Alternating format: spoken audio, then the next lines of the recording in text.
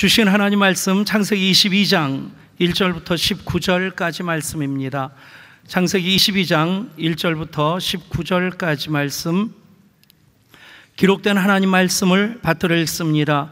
그 일 후에 하나님이 아브라함을 시험하시려고 그를 부르시되 아브라함아 하시니 그가 이르되 내가 여기 있나이다. 여호와께서 이르시되 내 아들 내 사랑하는 독자 이삭을 데리고 모리아 땅으로 가서 내가 네게 일러준 한 산 거기서 그를 번제로 드리라. 아브라함이 아침에 일찍 일어나 나귀의 안장을 지우고 두 종과 그의 아들 이삭을 데리고 번제에 쓸 나무를 쪼개어 가지고 떠나 하나님이 자기에게 일러주신 곳으로 가더니 제3일에 아브라함이 눈을 들어 그곳을 멀리 바라본지라.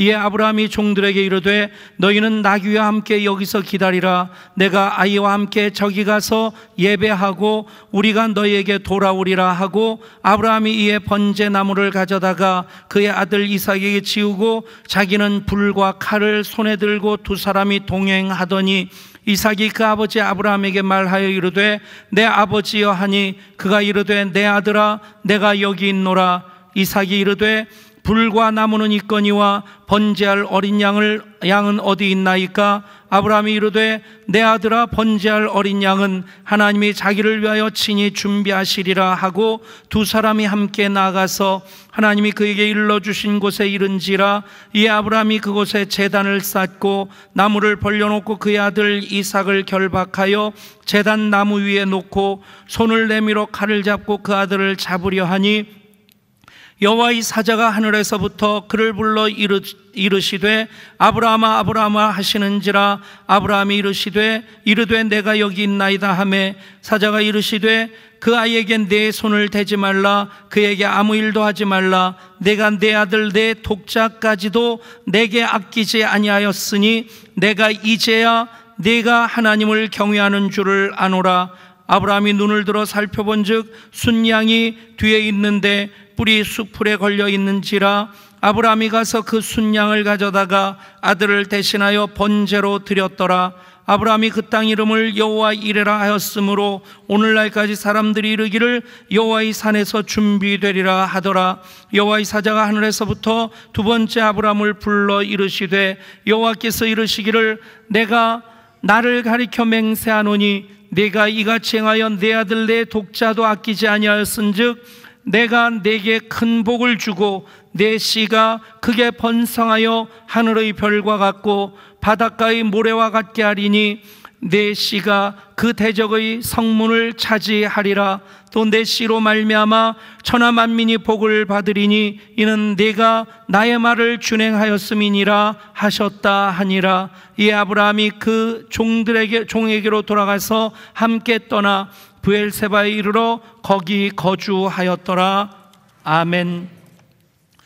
성경을 읽으면서 가장 도전을 많이 받는, 그러면서도 가장 어렵게 받아들이는 말씀이 오늘 본문이라 생각합니다.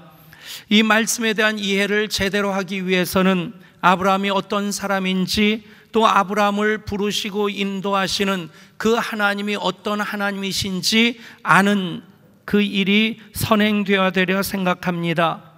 어떤 사람 이야기부터 시작합니다.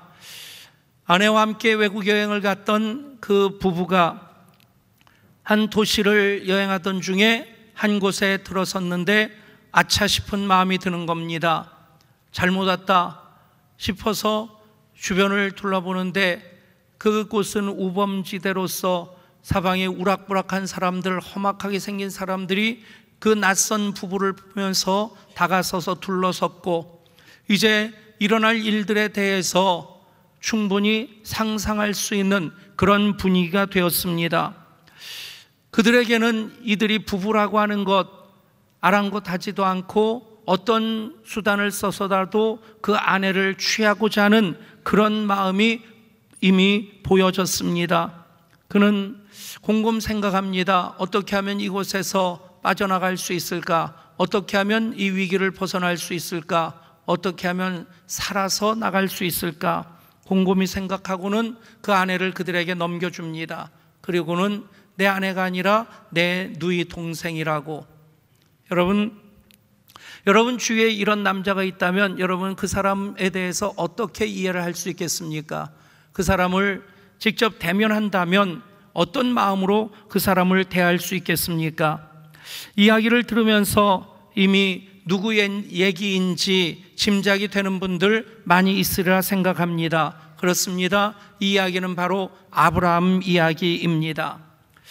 더군다나 이 일이 일어난 시점을 생각해 보면 아브라함이 하나님을 만나기 이전이 아니었습니다.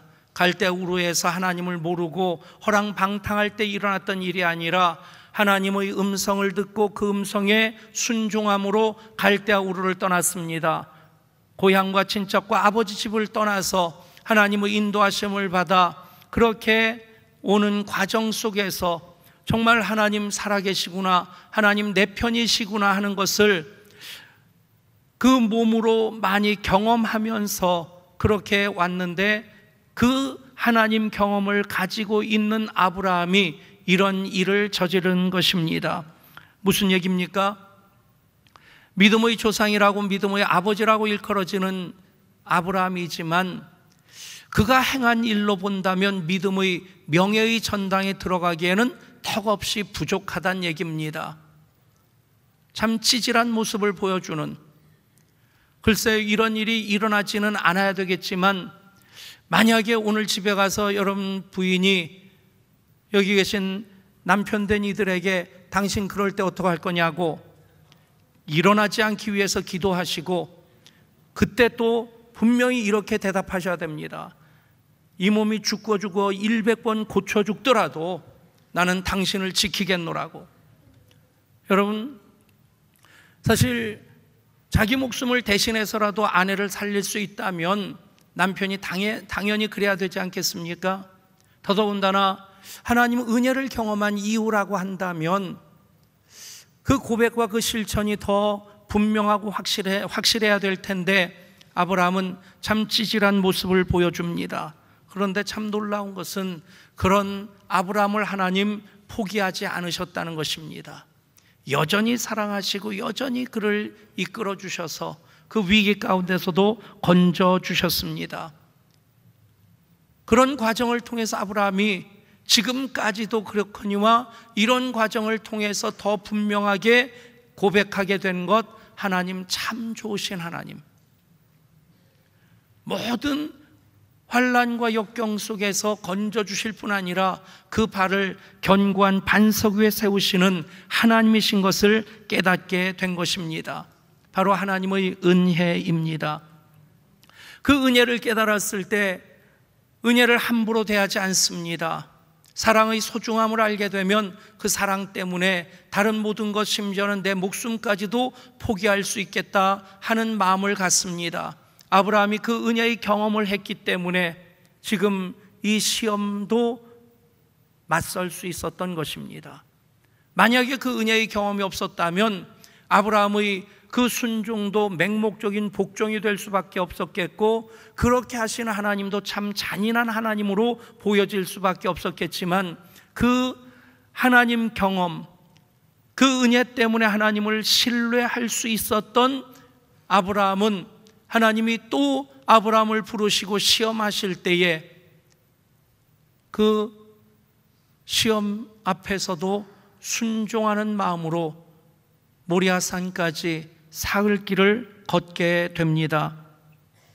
결혼 전에 이 말씀을 읽으면서 참 아브라함 대단하다, 그런 존경의 마음이었습니다. 결혼해서 아들을 품에 안고 난 다음에는 문득 저도 모르게 이 말씀을 읽으면서 하나님 앞에 속갯말로 이렇게 말씀을 드렸습니다. 하나님 아시죠? 저는 아브라함이 아니라 백성훈입니다. 하나님께서 혹시라도 내 아들 석준이를 나에게 번제로 드려라, 그 말씀 하시기 전에 좀 미리 입막음을 해놔야 되겠다. 그런데 그 이후로 35년 지나면서 하나님 더 풍성히 만나고 하나님 은혜에 흠뻑 잠기는 경험들을 통해서 그런 생각을 했던 저 자신이 부끄러워지는 겁니다. 결론은 무엇입니까? 은혜를 경험하면 하나님 그 어떤 부르심이 있다 할지라도, 내가 다 이해하지 못하는 일이라 할지라도 순종할 수 있다는 것입니다. 그 마음으로 우리 모두가 이 말씀 앞에 설 수 있기를 소원합니다. 그러면 아브라함이 하나님께 인정받았던 것처럼 우리들도 내가 이제야 아노라, 하나님 우리 손잡아 주시고 어깨 두드려 주시고 품에 안아 주시는 그 사랑의 인정을 우리가 감격스럽게 받을 수 있게 될 줄 믿습니다. 본문 말씀은 그 일 후에 하나님이 아브라함을 시험하시려고 그를 부르시되, 그렇게 시작됩니다. 그 일 후에. 여러분, 그 일 후라고 하는 것은 아브라함을 갈대우르에서 불러내신 그때부터 21장까지 모든 내용들이 다 포함된 겁니다. 우리 살아가면서 겪는 모든 일들, 이쪽 편에서 보면 하나님의 은혜인데 이쪽 편에서 보면 그것이 역경과 시련, 환난입니다. 역경과 시련과 환난, 그것을 이겨낼 수 있었던 것, 오늘 이 자리에 우리 모두가 있는 것은 하나님 은혜 때문입니다. 여러분, 역경과 시련을 겪을 때에 한번 어려운 일을 당했는데 간신히 버티고 일어났을 때, 그보다 더 큰 어려움을 당하게 될 때 웬만한 의지를 가진 사람들은 거기서 낙심하게 됩니다. 아마 오늘 2부에 보신 분들 중에 혹시 그런 분이 계실지 모르겠어요. 11시 반 때문에. 여자분들은 잘 이해하지 못하시겠지만 남자분들은 11시 반이 뭔지 3부 예배 시간입니다. 그런데 메이웨더와 맥그리버, 지금까지 역대 권투 선수 중에 최고의 기량을 가진 메이웨더와 또 격투기 영웅이라고 하는, 격투기 신화를 쓴다고 하는 맥그리거의 세계의 대결이 11시 반부터 있는데 예배 오신 여러분들을 축복합니다. 어떻게 될지 저마다 예측이 분분하더라고요. 메이웨더가 이길 것이라고 하는 예측이 훨씬 많은데 그래도 변수는 있다. 그런데 또 많은 사람들이 소문난 잔치에 먹을 것 없을 것이다. 여러분, 그 경기에 임한 사람들, 권투 선수들 얘기를 들으면 그런 얘기를 합니다. 카운터펀치를 맞고 쓰러져 가지고 일어나야지 하고 용을 쓰고 일어나는데 간신히 정신 차리고 일어나서 싸우려고 하는데 그 순간 그냥 카운터펀치를 제대로 한 대 맞게 되면 그 다음에 쓰러지면 일어날 힘도 없고 마음도 없다는 거예요. 여러분, 그 일 후라고 하는 것이 그런 의미입니다. 은혜로 여기까지 왔음에도 불구하고 그 모든 과정이 많은 시련과 역경, 환난이 있었다는 얘기죠. 버티고 은혜로 여기까지 왔는데 지금 하나님께서 아브라함에게 말씀하십니다. 내 아들, 내 사랑하는 독자 이삭을 번제로 드려라. 여러분, 지금까지 그 모든 그 어떤 어려운 일을 할지라도 이것과는 비교가 안 되는 것입니다. 그러나 여러분, 하나님께서는 이 시험을 아브라함에게만 하셨습니다. 너무 걱정 안 하셔도 됩니다. 왜냐하면 하나님 감당할 만한 시험을 주시는 분이시기 때문에 그렇죠. 하나님은 병아리를 옥상 꼭대기에서 던지면서 날아가도록 요구하지 아니하십니다. 그런데 여러분, 독수리는 그냥 생김새로서 독수리인 것이 아니라 벼랑 끝 그 높은 낭떠러지 위에서 창공을 향해 몸을 던지는 그 모험을 감행하고 그리고 바람을 맞고 날개를 펼쳐서 날아오를 때 비로소 독수리가 되는 겁니다. 여러분, 당하는 어려움이 그날 후라고 하는 것처럼 또 이 일을 겪어야 되나 암담한 생각 드십니까? 하나님께서 여러분들을 이미 그 수준까지라고 인정해 주시고 독수리 되게 하시고자 하시는 시험인 것을 믿으시기를 바랍니다. 아브라함을 그렇게 하나님 인정하셨기에 그 일 후에 다시 내 아들, 내 사랑하는 독자 이삭을 내게 번제로 드리라고 시험하십니다. 그 시험의 감춰지는 의미가 무엇입니까? 성경의 시험이라고 하는 단어는 두 가지 뜻입니다. 테스트라는 말은 하나님께서 우리를 정금같이 되도록 연단하시는 그 과정, 그 시험은 테스트입니다. 또 하나는 템테이션인데 그것은 마귀가 우리를 유혹해서 하나님과의 관계를 깨트리려고 하는 그런 유혹은 바로 템테이션입니다. 똑같이 우리말로는 시험으로 되어 있는데 이쪽 시험 하나님께서 피할 길도 주시고 이길 힘도 주실 줄 믿습니다. 이 시험을 통해서 우리는 하나님의 하나님 되심을 더 확실하게 더 제대로 경험하게 될 줄 믿습니다. 내 아들 내 사랑하는 독자 이삭을 내게 번제로 드려라. 왜 이 시험을 하실까요? 아브라함이 100세 이삭을 얻었습니다. 자식 키워본 분들 다 그 마음 공감하실 겁니다. 더더군다나 100세 얻은 아들이다. 그리고 이 아들이 지금 17세 정도 되었다고 봅니다. 여러분, 하나님 없이 나 못 삽니다. 그 고백이 아브라함의 고백이었는데 100세에 얻은 이삭 품에 안고 그 손 붙잡고 지나다 보니까 어느 사이의 삶의 한가운데 하나님이 자리한 것이 아니라 이삭이 자리하게 된 것입니다. 하나님은 옆으로 밀려 있었습니다. 하나님께서 이 시험을 통해서 아브라함에게 요구하시는 것이 무엇입니까? 100세 얻은 아들 이삭도 내가 준 것이고 너의 생명도 내가 준 것이고 내가 소유한 모든 것도 다 내가 너에게 준 것이란다. 하나님은 아브라함 삶의 한가운데 좌정하기를 원하고 계시는 것입니다. 여러분, 가장 귀한 것, 때로는 하나님 그것을 치십니다.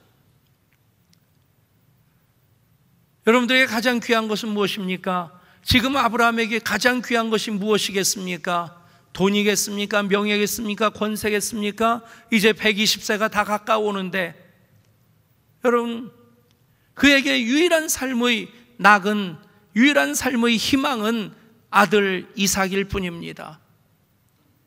그런데 하나님께서는 가장 귀한 그것을 나에게 내놓으라고 하시는 것입니다. 여러분, 철없는 아이들, 아빠가 사탕 한 봉지 사다 줍니다. 품에 안고 좋아하는 그 아이에게 아빠 줄래? 하고 손 주면, 손 내밀면 이 아이 어떻게 합니까? 고사리 손 집어넣어가지고 기껏 집어봤자 두세 개 집히는 그것, 아빠 드세요. 그러고는 뭐 드세요도 아니죠. 아빠 먹어. 그러면서 내밉니다. 그러면 그 아이에게 돌아가는 게 뭡니까? 그 다음날 사탕 서너 봉다리가 다 안겨질 겁니다. 근데 철없는 아이들은 아빠 줄래? 손 내밀면 아빠가 그 사탕 봉지를 안겨주었음에도 불구하고 싫어, 내 거야. 그리고는 자기 방으로 도망갑니다. 여러분, 사람들마다 가장 우묵한 것이 있습니다. 삼손에게는 여자였고 사울에게는 권세였고 솔로몬에게는 그것이 재물이었겠다 생각을 합니다. 우묵한 것, 가장 귀한 것 때문에 하나님을 잃어버릴 때 그것이 그 사람의 아킬레스건이 되고 가장 약한 부분이 됩니다. 하나님께서는 그것까지도 다스리고자 하십니다. 아브라함이 순종을 합니다. 순종하는 아브라함의 모습이 3절에 아브라함이 아침에 일찍이 일어나 그렇게 기록이 되어 있습니다. 지난밤 뜬 눈으로 밤을 샜을 겁니다. 한숨을 쉬고 또 쉬고 그러다 눈물이 핑 돌면 그 눈물이 하염없이 주르륵 흐르고 이리 뒤척 저리 뒤척 밤새 한숨도 자지 못하고 그렇게 그가 아침을 맞이했을 때 아브라함은 더 이상 미적거리지 않습니다. 아침 일찍이 일어납니다. 여러분, 순종은 고민하고 있는 동안 이루어지지 않습니다. 순종은 결단하고 발걸음을 옮길 때부터입니다. 그리고 그 길을 사흘 길을 가야 합니다. 어쩌면 지금까지 수십 년 살아왔던 그 걸음보다 더 길게 느껴졌을 것입니다. 사흘길 모리아산까지 가면서 30년처럼 300년처럼 긴 걸음 걸어갔을 텐데 그런데 마지막 버티던 아브라함을 무너뜨리는 말 한마디가 있었습니다. 아들 이삭이 묻습니다. 내 아버지여, 불과 나무는 있거니와 번제할 어린 양은 어디 있나이까? 버텨왔는데, 참아왔는데 이 한마디에 그가 무너질 수밖에 없는 그런 참담한 가운데 아브라함이 하는 말은 참 궁색해 보입니다. 내 아들아, 번제할 어린 양은 하나님이 자기를 위하여 친히 준비하시리라. 여러분, 우리가 믿음으로 살아갈 때 세상의 그 많은 복잡한 문제들, 세상의 견고한 그런 흐름 앞에서 내 믿음의 고백은 참 초라해 보이고 궁색해 보일 때가 있습니다. 그러나 그 믿음은 시인하고 입으로 선포할 때 하나님의 개입하심으로, 하나님 일하기 시작하심으로 이어지게 됨을 믿으시기를 바랍니다. 처음 개척하고 꿈을 꿀 때에 사실은 꿈 꾼다는 것 자체가 궁색하게 여겨진 적도 있었습니다. 지하 40평 예배당에서 기도하는 중에 어느 날 하나님 양주의 영적 11조를 책임지는 교회가 되게 해주십시오. 기도하면서도 이게 무슨 기도인가, 고개를 흔들어서 털어버리고 말도 안 되는 기도라고 부정하고, 그런데 그 기도가 제 의지와 상관없이 자꾸 나올 때 하나님 뜻으로 붙잡았습니다. 하나님 그 믿음대로 이루어 주십니다. 내 아들아, 번제할 어린 양은 하나님이 자기를 위하여 친히 준비하시리라.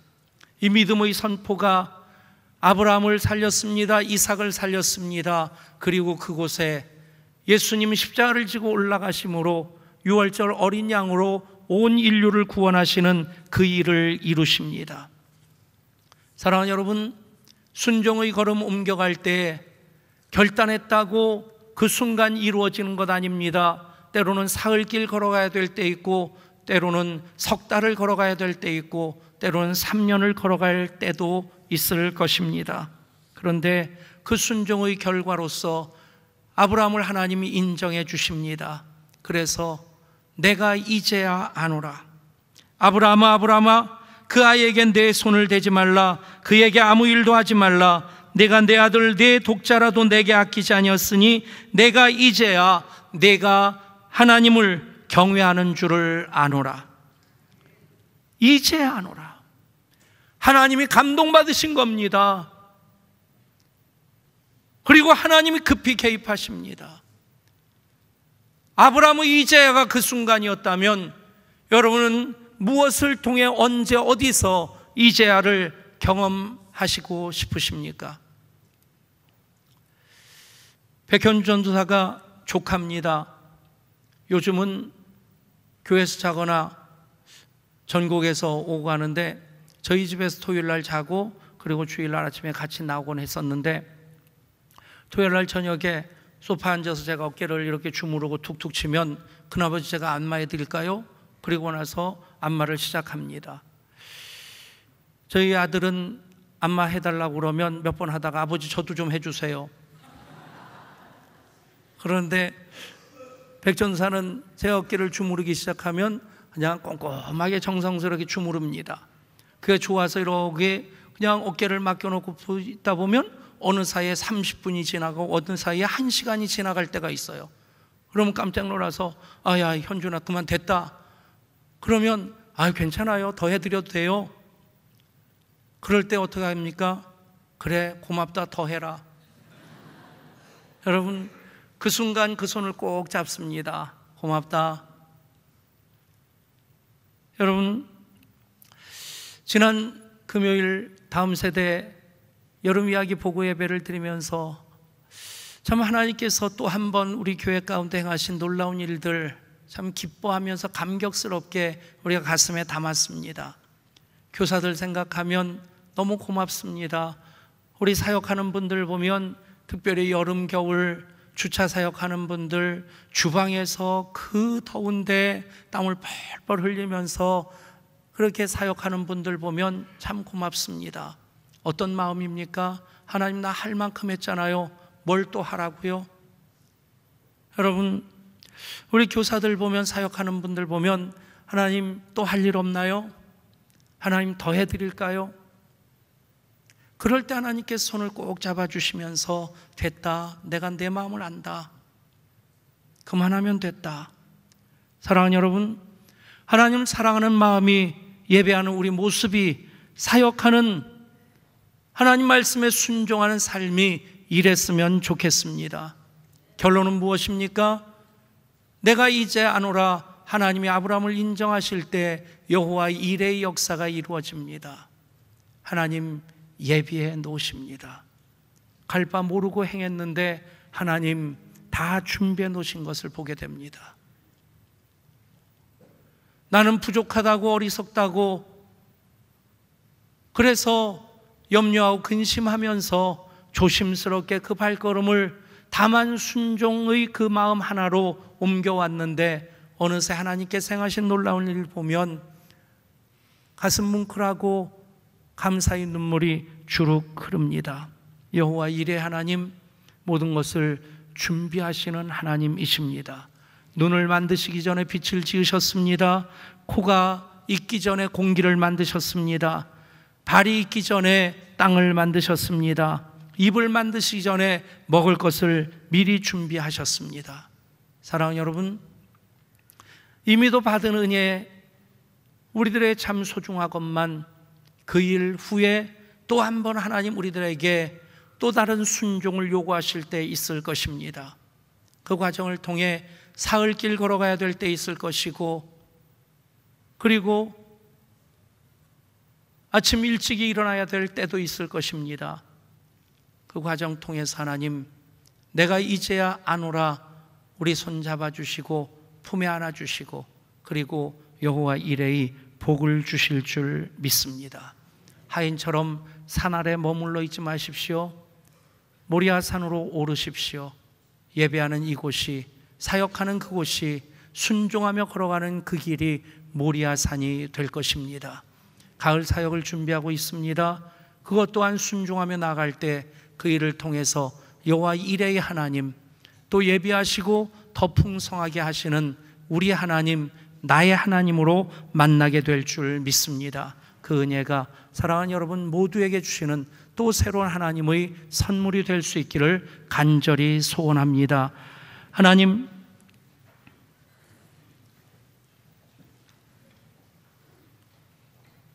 우리의 믿음을 인정하시기에 하나님, 더 크고 놀라운 하나님 경험할 수 있도록 그 길을 인도하십니다.